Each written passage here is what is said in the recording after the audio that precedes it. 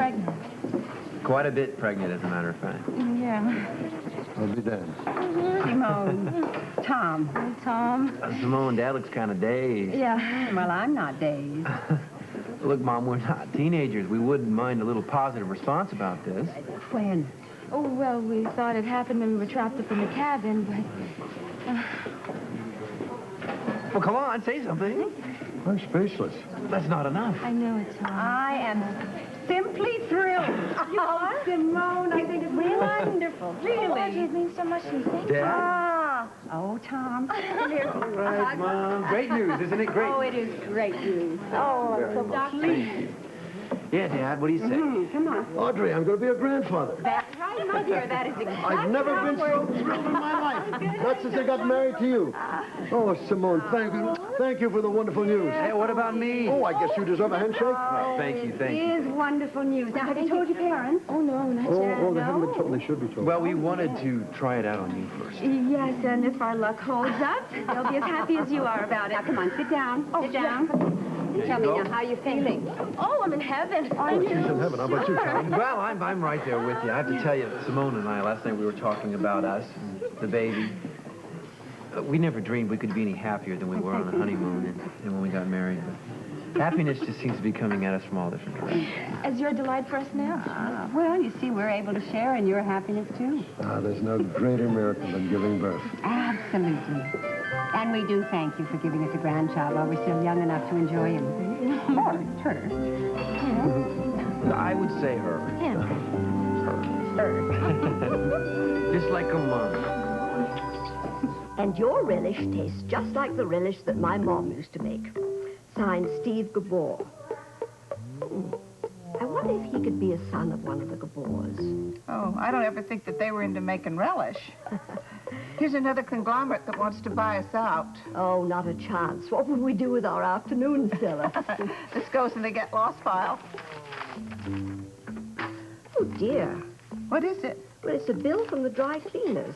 Now, how did this get in with the assets? Well, we'd better pay it, I suppose. Stella, I don't think Edward can hear us, but what do you say to a split of the profits amongst our nice employees? It's great. I'll make a note of it. I do hate keeping things away from Edward, but he always gets indigestion when he hears about us giving away money, and Alan is just as bad. Well, how about we'll send out the profit checks at Easter time to the employees? That's a nice touch. Alan certainly looked like the cat that had swallowed the canary when he came in, didn't he? He certainly did. Oh, that must be Monica coming back from the hospital. Uh-huh. Hello. Well, hi. Hello, ladies. Hard at work? Well, it's fun, really. Is Alan around? He's in the study with Edward. Well, when you see him, would you tell him that I have gone to the skating rink? Bye-bye. Have fun. Thanks. Oh, Alan, Monica's just come back, and she's on her way to the skating rink. Oh, good. She thought that you might be some time with Edward, so she's gone on. But you can catch up with her. Okay, fine. Right. Oh, dear, oh, dear, oh, dear. What is it, darling? I am afraid that Alan and Monica both applied for the job of Assistant Chief of Staff. Monica? And if my suspicions are correct, we're in for a great deal of trouble in this house. Oh, forget the if. I know my suspicions are correct.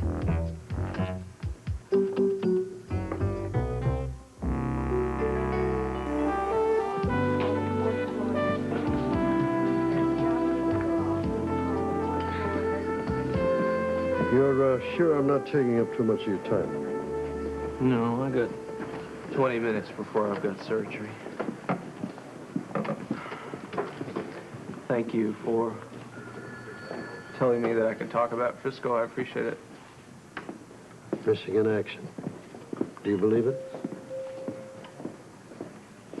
Yeah, I believe it. I'd give you some time off, but sometimes work does help, doesn't it? Yeah, it does, actually. The more, the better. And there probably isn't much I could say to you right now that would help. No. Okay, so I won't say anything, but I can listen. Or we can just sit here for a few minutes in silence. You know, Steve, you are an amazing, understanding person. Frisco and I were so close. I mean, it's not that we had bad times, some knockdown, drag-out times, but we loved each other. Always loved each other. I wanted him to be proud of me. And he wanted me to be proud of him. And somehow or another, it brought out the best in us. I think you're right. But somehow that love that we had is just gone in thin air. Steve, it's selfish, you know? I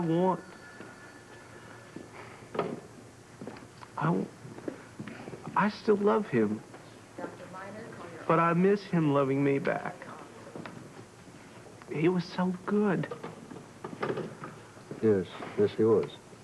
And he made Felicia happy. Right now, we cling to each other for our life.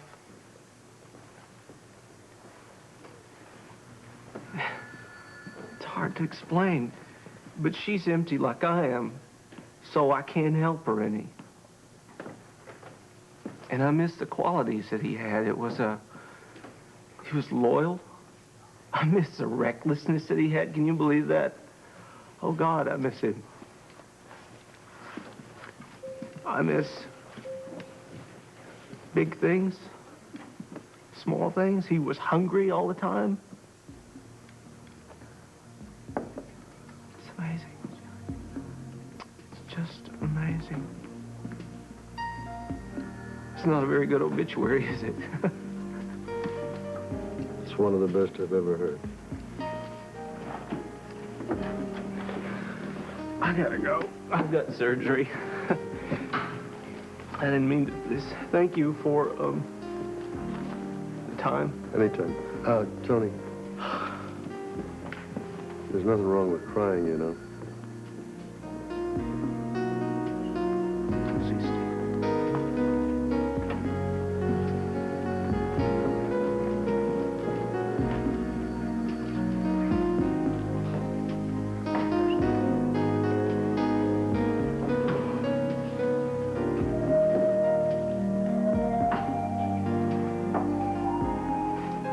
To top the morning off, I came across Romeo and Juliet making out in an empty hospital room. I didn't know they worked at the hospital. A nurse and a resident, who shall remain nameless. I gotta kill them. But your sense of humor stopped you. Just. Well, I smell spring in the air. It's probably what made it happen. That's your romantic streak showing, Ruby. It pops up every now and then. I wish it'd pop up when I'm around. Well, you never know when it's going to happen. What do romantic faraway places do for you? You mean like the tropics? White beaches, deep blue seas. Be still my heart. I could get in terrible trouble. Interesting. And coincidental. What are you talking about? Well, every so often, the hospital has offered one of these package travel deals. One just came in for a 5-day cruise to the Caribbean. How'd you like to go along with me? Dan! Yeah. We can elope. Elope? Yes. I'll put a ladder up to your window, climb up to your room, and we're off. Tropics. You know, it's a good month to get away. March can be tricky. Do you remember the blizzard of 38? Listen, there's some things I'm grateful not to remember. I have an alternative plan. What's that? We take the cruise together and see how things go. No marriage? Well, after we get to know each other a little better. Well, I don't know, Ruby. You know, there could be other people from the hospital on that same cruise ship. Well, honey, they're grown-ups, I think. Well, you know how it is. No, I don't, but doesn't matter. Anyway, you really think about it, Dan, because that's my considered opinion, okay? Buddy.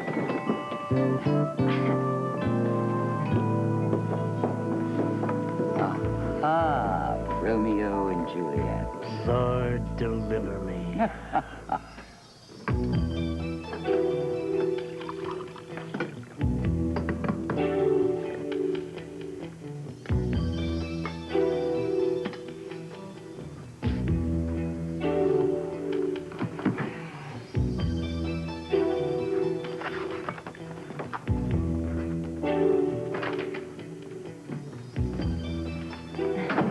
Oh, you all finished with your self-analysis? No. You off to work? Yes, I am. And if I see Steve, I'll talk to him. Well, listen, don't put yourself out, okay? Oh, no, that's nothing. Actually, the reason why I came down is to thank you for being so great with Robin at lunch. You are absolutely terrific with kids. Am I? I didn't know it. Yes, you are. I see a whole different side of you when you're with her. I'm thinking about the other day when you convinced her to go back to school. Well, there are a lot of sides to me. Some of them I'd like to talk about. Some of them you may have forgotten. Scott, need some time, okay? Well, Bobby, time is not the problem here. Got this dilemma with Jake. I'm sorry, listen, I don't want to talk about Jake right now. I want to talk about me, if you can deal with that.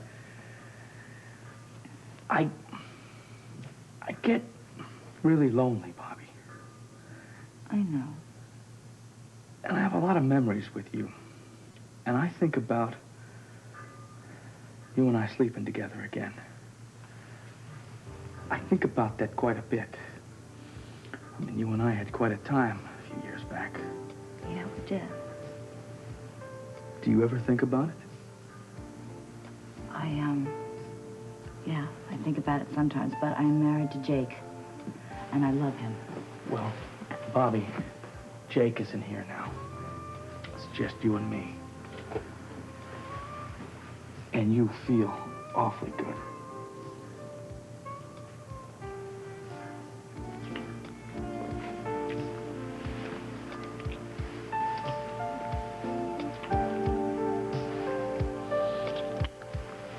Scott, Don't stop. Don't. I'm married to Jake. He's my husband. Well, Don't. he isn't much of a husband right now. You're right, he isn't, but I'm still married to him. Look, I'm really confused right now. I don't know how he feels about me. We have a bond between us. We made vows. Yeah, well, we have something between us, too. And you're gonna have to deal with it, Bobby. I know. I will, soon.